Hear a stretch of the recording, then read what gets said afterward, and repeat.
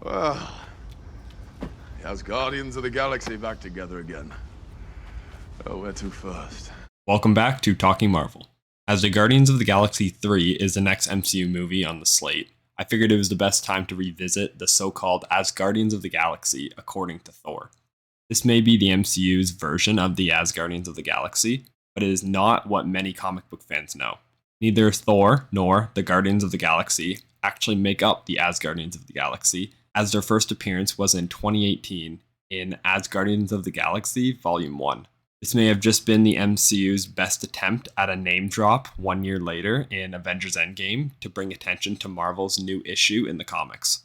Regardless, let's look at the real Asgardians of the Galaxy, who the team consists of, and what sort of adventures and tie-ins they experienced. The real Asgardians of the Galaxy are made up of 6 main members: Angela, the Asgardian assassin; Valkyrie, the Destroyer; Scourge, the Executioner; Thunderstrike; and Throg, the Thunder Frog. We've seen half of those members in the MCU, and all but Valkyrie is dead at this point. If you don't know who most of the members of the team are, don't worry, that's next. Followed by their interesting journey connecting to 3 other known characters that have appeared in the MCU. Stick around to find out who they are. The first member we'll quickly go over is Valkyrie, as she is the most known. She's appeared in Thor Ragnarok, Avengers Endgame, and Thor Love and Thunder. Valkyrie is also set to appear in The Marvels. She is now the king of New Asgard in Norway on Earth, after surviving Hela, Ragnarok, Thanos' initial attack on their ship, and the Snap. She is a powerful member of the Asgardians of the Galaxy in the comics. We'll keep the next one short. It's the Destroyer. You may recognize it as the villain in the first Thor movie. The Destroyer obeys the ruler of Asgard and primarily guards Asgard's vault.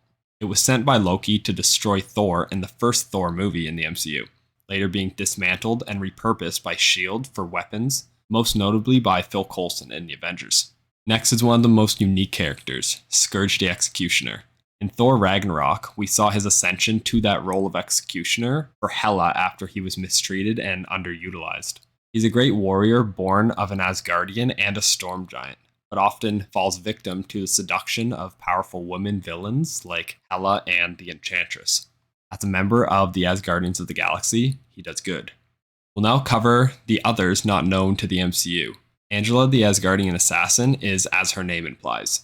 She has the superhuman traits that come with being an Asgardian and can fly faster than light. Angela held some knowledge that the other members didn't know as to how they were formed, but I'll get to that right after the final 2 members. Thunderstrike has a very intricate backstory, being bonded with Thor at times.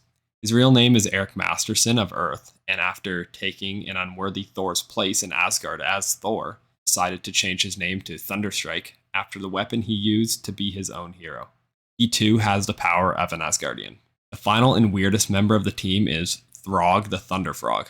Basically, he's a human that was transformed into a frog and is worthy to lift Mjolnir, or part of it. A peace broke off when Thor had a long journey on Earth together with Throg as frogs. That peace turned into a mini Mjolnir. So Throg has all the powers of Thor, but is a frog. Now that we've got acquainted with the 6 members, let's cover their journey and experiences. I previously referred to 3 characters that have appeared in the MCU that are closely connected to the Asgardians of the Galaxy. And no, Thor is not one of them. It just so happens that Kid Loki brought together the team and sent Angela to fight and be with the other members on his behalf. We've seen a version of Kid Loki in the Loki TV series, and he is the most feared of all the banished Lokis. The reason why Kid Loki brought the group of renegade heroes and gods together was to stop Nebula from taking over the universe. From the MCU, we know 2 very different versions of Nebula. One where she is very loyal to Thanos and even has villainous ambitions of her own, and one where she joins the Avengers and Guardians of the Galaxy to help protect the universe. This version of Nebula is the evil version who amassed an army and stole the Naglfar beacon before the Asgardians of the Galaxy could. This beacon was to help defend against the War of the Realms brought on by Malekith. Malekith was of course the main villain in Thor the Dark World, and in this story in the comics, his assault ultimately brought him to Manhattan, where a massive battle ensued with losses.